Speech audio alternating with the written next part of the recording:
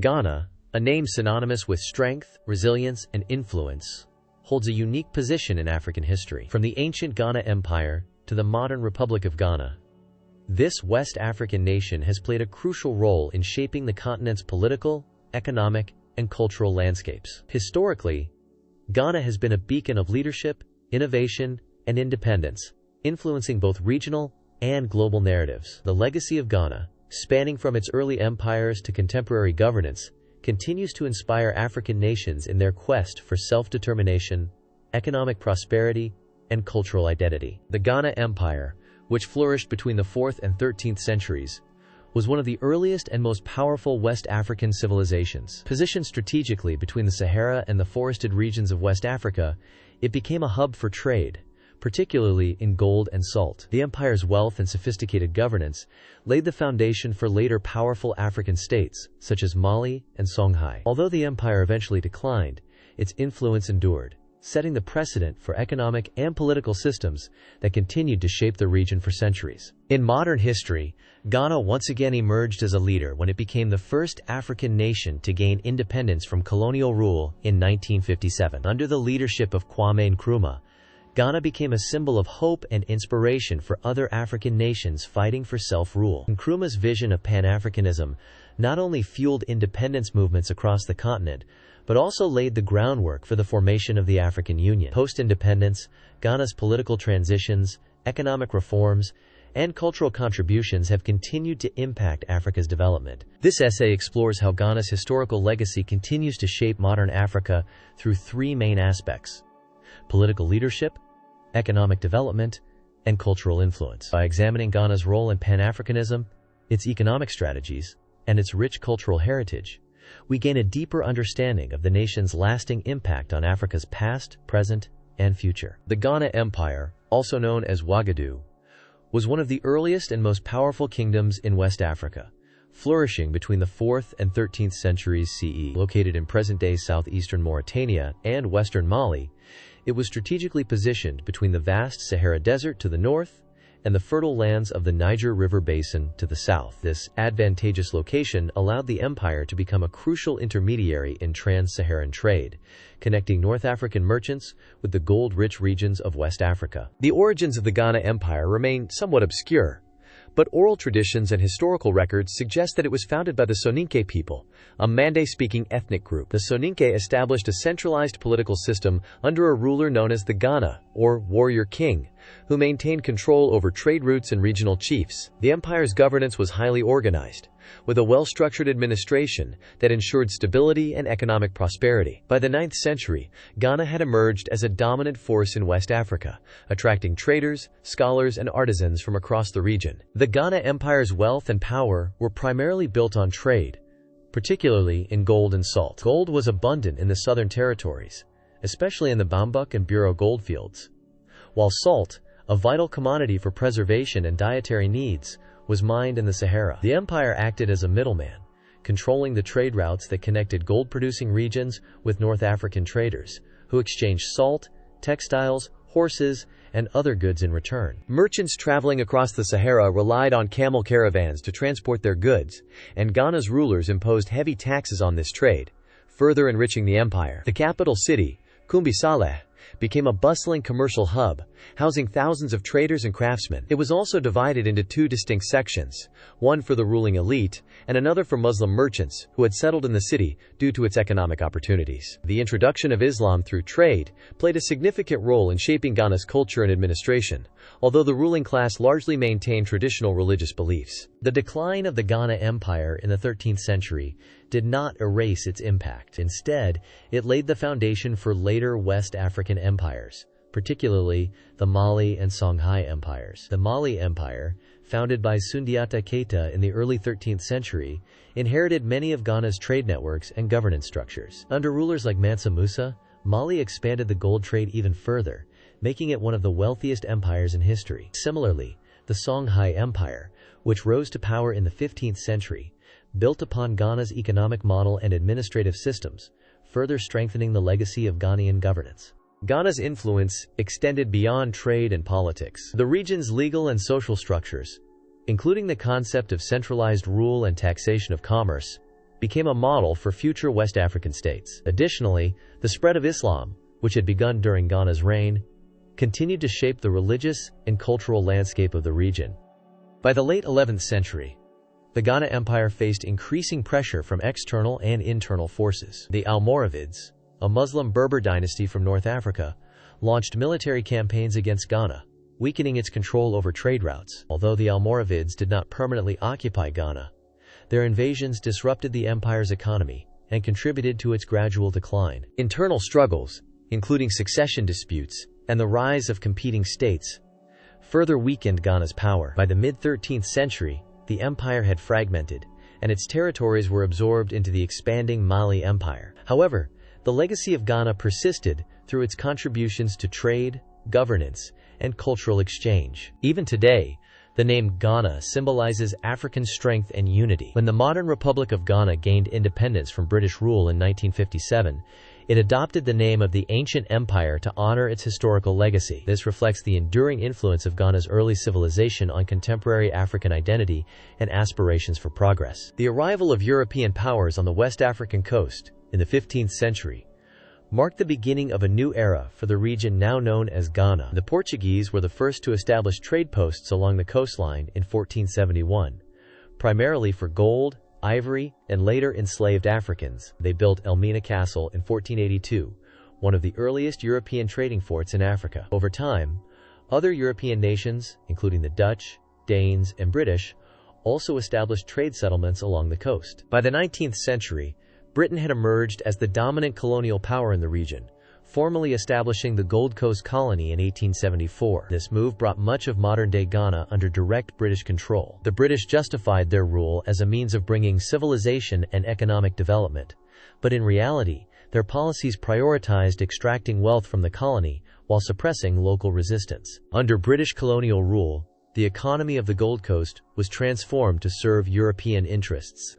Agriculture was restructured to focus on cash crops, particularly cocoa, which became the colony's most valuable export. By the early 20th century, the Gold Coast was the world's largest cocoa producer, enriching British traders and companies. However, the economic benefits were not equally distributed, as indigenous farmers and laborers faced harsh working conditions and low wages. Infrastructure, including railways and roads, was developed primarily to facilitate the transportation of goods from the interior to coastal trading posts. Meanwhile, European-style education was introduced, producing a small but growing class of educated Africans. Many of these individuals later became leaders in the struggle for independence, as they were exposed to ideas of self-governance and nationalism. Socially, colonial rule disrupted traditional governance structures. The British implemented the indirect rule system, which placed local chiefs under colonial administrators. While this allowed the British to maintain control with minimal resistance, it also weakened indigenous political institutions and created divisions within local communities. Additionally, the colonial administration limited African participation in government, reinforcing racial and economic inequalities. As the 20th century progressed, opposition to British rule grew, driven by economic exploitation, racial discrimination, and political marginalization. The hardships caused by World War II further intensified resentment, as many Gold Coast soldiers who fought for Britain returned home to find continued oppression and economic hardship. Several nationalist movements emerged, demanding greater political representation and, eventually, full independence. The Aborigines Rights Protection Society, ARPC, was one of the earliest groups to oppose colonial policies, particularly land alienation. However, it was the formation of more radical political organizations in the 1940s that accelerated the push for independence. The United Gold Coast Convention, UGCC, was founded in 1947 by educated elites, including J.B. Dankwa, George Grant, and Edward Akufo-Addo, advocating for self-government through gradual constitutional reforms.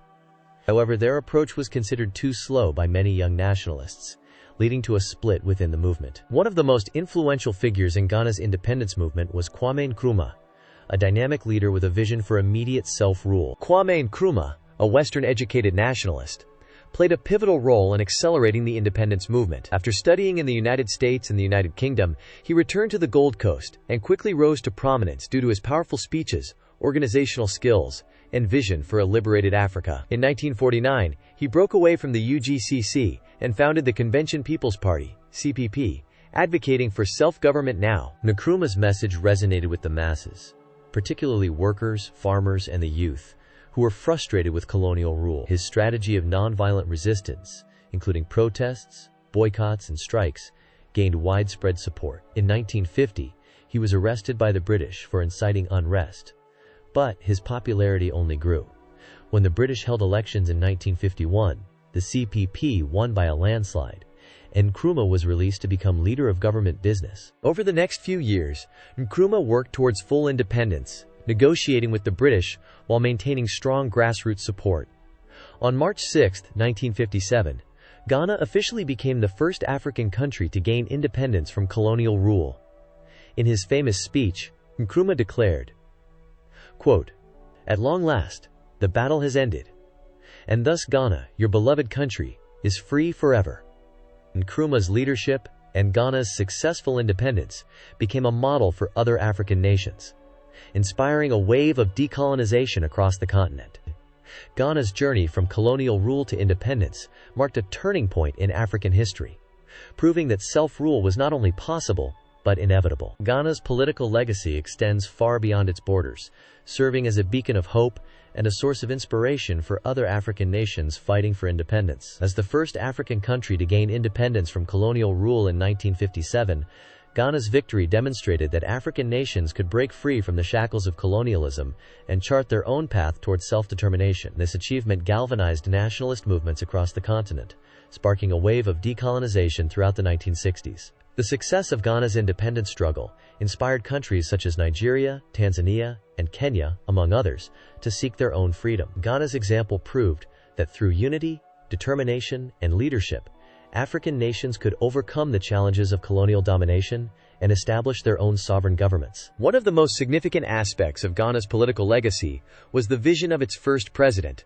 Kwame Nkrumah. Nkrumah was not only committed to securing independence for Ghana, but also to advancing the cause of Pan-Africanism, a movement aimed at uniting all African nations in their fight against colonialism, imperialism, and racial oppression. Nkrumah believed that the struggles of African countries were interconnected, and that only through unity could Africa achieve true freedom and prosperity. He famously stated that the independence of Ghana is meaningless unless it is linked up with the total liberation of Africa. Nkrumah's ideas on Pan-Africanism went beyond mere political independence.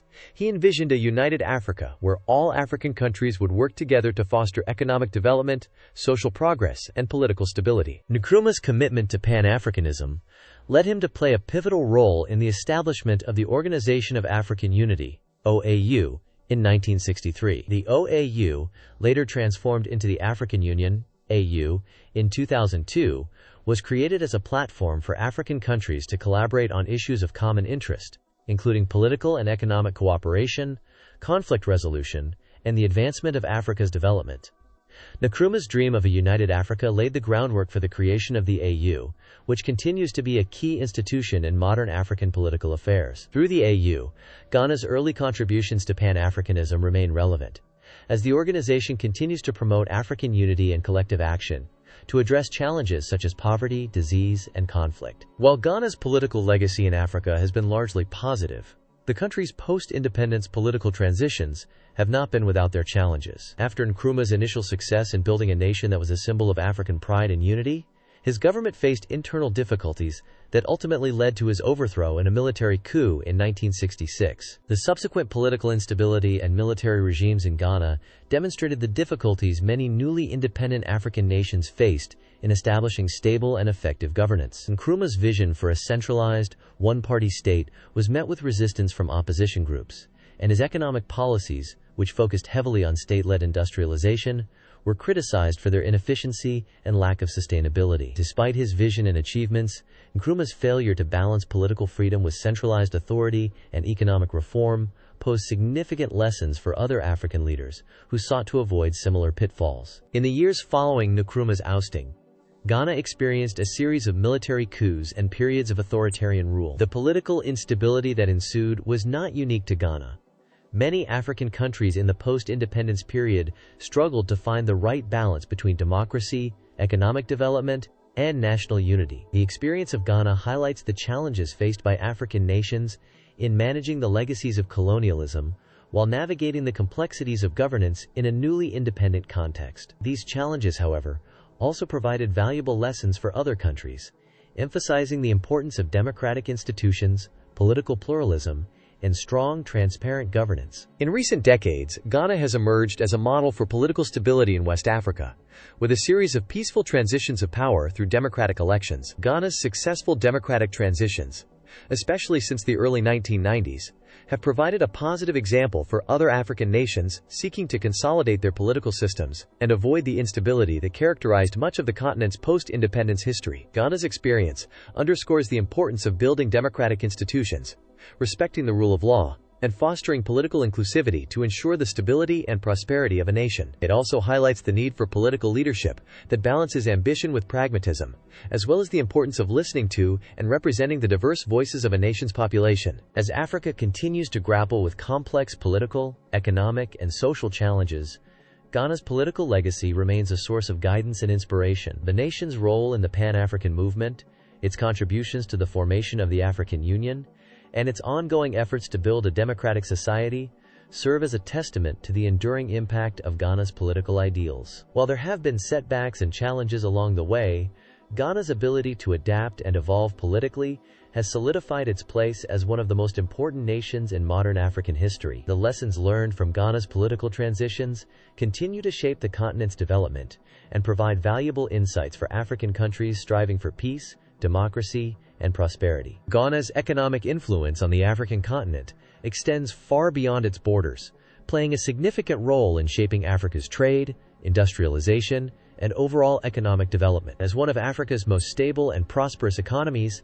Ghana has been a key player in regional and continental economic growth, setting an example for other nations to follow. Ghana's rich natural resources, including gold, cocoa, and oil, have been central to the country's economic success and have positioned it as a model for other African nations seeking to harness their resources for national development. Historically, Ghana's role in Africa's economic growth can be traced back to the early days of the Gold Coast, where the export of gold made the region a vital center for trade. The discovery of gold in the area, along with other valuable resources such as ivory and timber, attracted European traders and fueled the economy. The Gold Coast was not only a key supplier of these commodities to Europe, but also became a trade hub that connected Africa to the global economy. In the post-colonial era, Ghana continued to rely heavily on its natural resources, particularly gold and cocoa, to drive its economic growth. As one of the world's largest producers of cocoa, Ghana has remained a key player in the global cocoa market, and its cocoa exports have contributed significantly to its national income. This reliance on primary commodities, however, has also made the country vulnerable to fluctuations in global commodity prices, highlighting the need for economic diversification. The economic policies implemented by Ghana's leadership over the years have played a crucial role in shaping the nation's economic trajectory.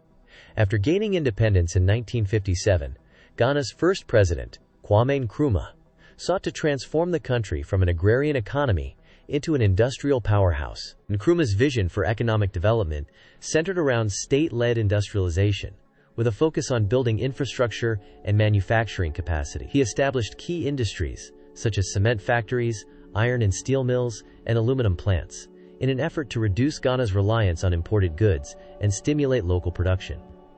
Nkrumah's policies, however, were not without their challenges. His emphasis on large-scale industrial projects often led to inefficiencies, and the state-run enterprises were plagued by corruption and mismanagement. Despite these challenges, Nkrumah's vision for industrialization set the stage for Ghana's future economic growth and laid the foundation for the country's current economic policies. In the decades following Nkrumah's regime, Ghana adopted a more market-oriented approach to economic development. Successive governments, particularly since the 1980s, have prioritized economic liberalization and foreign investment as key drivers of growth. Ghana has become one of Africa's most attractive destinations for foreign direct investment, FDI, with major international companies investing in sectors such as mining, oil and gas, telecommunications, and agriculture. The government has created a conducive environment for business by implementing policies that encourage private sector growth, streamline regulations, and offer incentives for investment. The discovery of oil reserves in the early 2000s further boosted Ghana's economic prospects, and the country has since become a significant oil producer in the region. The oil sector has attracted substantial foreign capital and has contributed to economic growth, although the sector's environmental and social impacts have raised concerns. Beyond the extraction of natural resources, Ghana has also focused on technology and innovation as drivers of economic development. The country has made strides in expanding access to information technology and fostering entrepreneurship. The growing digital economy in Ghana has led to the rise of innovative tech startups, particularly in the financial technology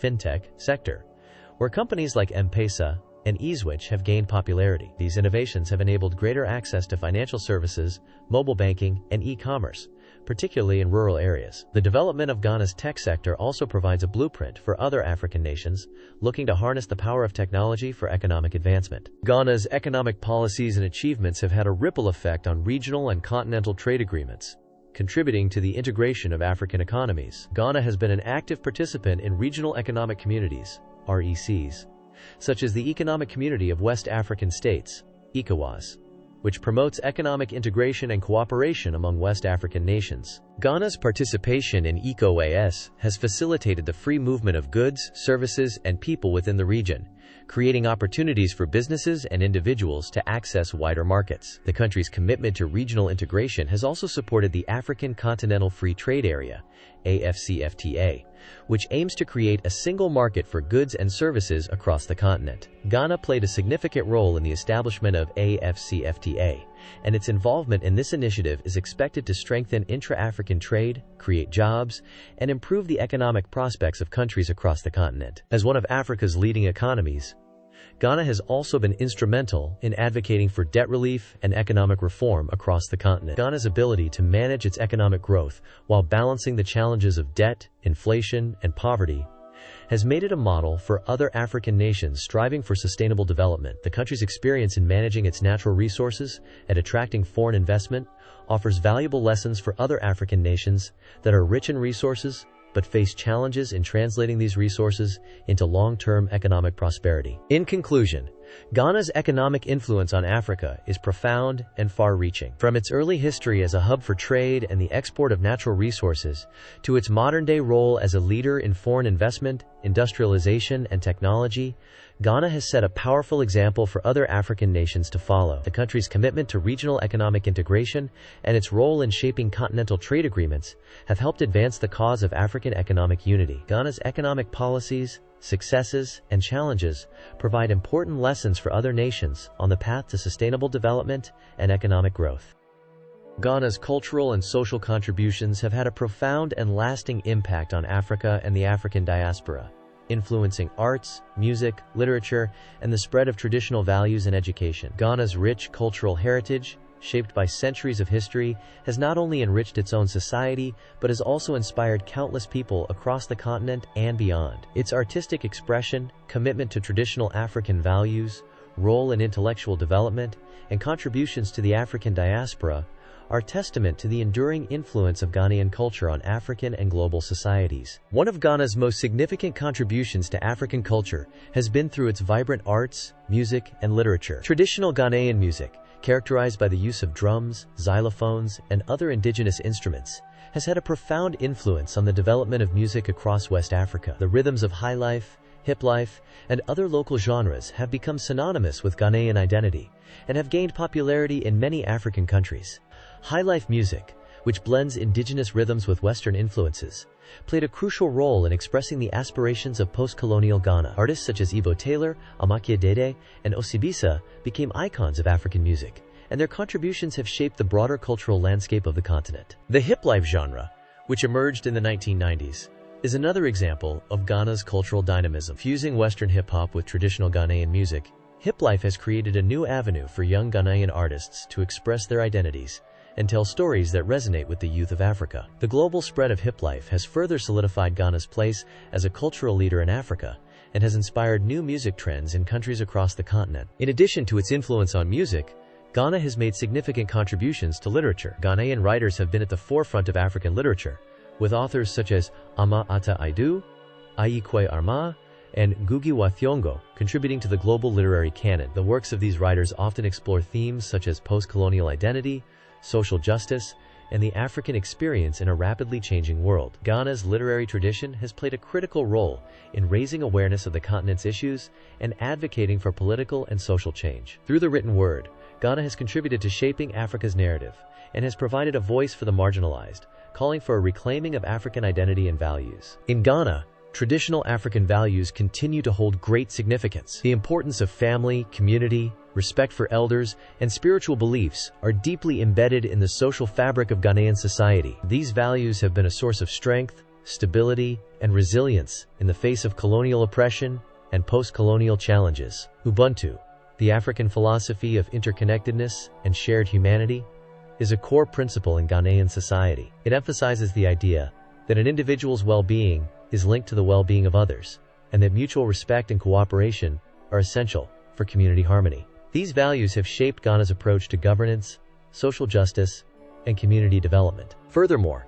Ghana's traditional democracy has been a significant influence on the broader African continent. Long before the advent of Western-style democracy, Ghanaian communities, particularly the Ashanti and Fante people, practiced forms of participatory governance. Elders, chiefs, and community members gathered in councils to make decisions for the collective good, with an emphasis on dialogue, consensus building, and respect for diverse perspectives. This form of traditional governance served as an inspiration for modern democratic practices in Ghana and across Africa, demonstrating that African societies had their own systems of governance that were based on equality, consultation, and accountability.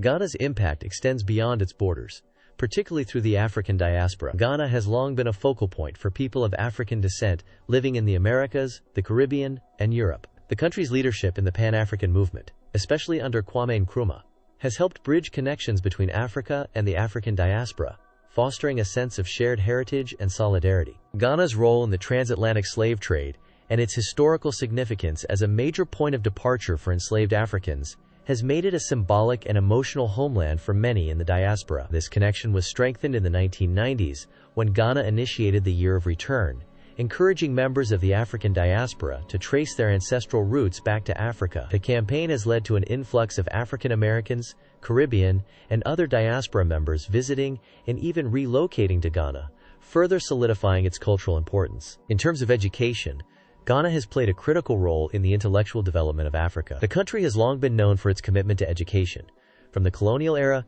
to the present day. Ghana was home to some of the first universities in sub-Saharan Africa, with the establishment of the University of Ghana in 1948, setting a precedent for higher education on the continent. Ghanaian educational institutions have attracted students from all over Africa and the world, making the country a hub for intellectual development and exchange. Moreover, Ghana's commitment to educational access and empowerment continues to shape Africa's educational landscape. The government has implemented policies to ensure that education is accessible to all, from primary school to tertiary education. Ghana has also become a model for other African countries, seeking to improve literacy rates and educational outcomes. Initiatives such as the Free Senior High School policy have expanded educational opportunities, enabling more young people to access quality education and build brighter futures. The country's educational system, with its emphasis on science, technology, and innovation, has contributed to the development of skilled professionals who are making significant contributions to various fields in Africa and beyond. Ghana's historical, political, economic, and cultural legacy is a cornerstone in the development of modern Africa, and its influence resonates throughout the continent to this day. From the grandeur of the ancient Ghana Empire, which established trade routes and set the stage for future African kingdoms, to the groundbreaking political leadership of Kwame Nkrumah, who inspired the African independence movement, Ghana has been a key player in shaping Africa's trajectory. The country's economic achievements, particularly in the fields of gold and cocoa production, laid the foundation for sustainable growth models that continue to influence many African nations. In addition, Ghana's rich cultural contributions in music, literature, and traditional values have enriched not only Africa but also the global community. The political legacy of Ghana, particularly its leadership in the Pan-African movement and its pioneering role as the first African nation to gain independence in 1957, has had a profound impact on the entire continent. Ghana's example set a powerful precedent, demonstrating to other African nations that self-determination was not just a dream, but an achievable reality. The principles of Pan-Africanism, championed by Nkrumah, continue to serve as a guiding light for African unity and cooperation. Ghana's political transitions, while challenging at times, have provided valuable lessons on the complexities of post-colonial governance and nation-building, offering insights that other African nations have used in their own political journeys. Economically, Ghana has been a model of resilience and growth. Its ability to leverage its natural resources, such as gold and cocoa, has made it one of the leading economies in West Africa. Ghana's emphasis on foreign investment, industrialization, and technology has spurred its economic development and set a blueprint for neighboring countries to follow. The country's involvement in regional trade agreements and its policies supporting trade integration have further bolstered its position as a key player in Africa's economic landscape. Culturally, Ghana's influence has transcended borders, enriching the global cultural landscape with its arts, music, and literature. The country's vibrant music scene, especially through genres like highlife and hiplife, has shaped contemporary African music, while its writers have given the world powerful literary works that tackle universal themes of identity, justice, and the African experience. Furthermore, Ghana's emphasis on traditional values and its focus on education and intellectual development have contributed to the cultivation of a knowledgeable and empowered generation of Africans who continue to shape the future of the continent. Looking ahead, Ghana's legacy will continue to play a central role in shaping Africa's future. The country's commitment to democracy, economic growth, and cultural preservation offers a roadmap for Africa's development in the 21st century. As the continent faces new challenges and opportunities, Ghana's history provides valuable lessons on the importance of self-reliance, unity, and the power of cultural pride. In conclusion, learning from Ghana's past is essential for Africa's growth. The country's ability to overcome adversity, embrace innovation, and promote unity serves as a testament to the potential that lies within Africa. As other nations across the continent strive for political stability, economic prosperity, and cultural revitalization, they can look to Ghana as a model of success. Ghana's legacy is not only a reflection of its past achievements, but also a beacon of hope and inspiration for the future of Africa.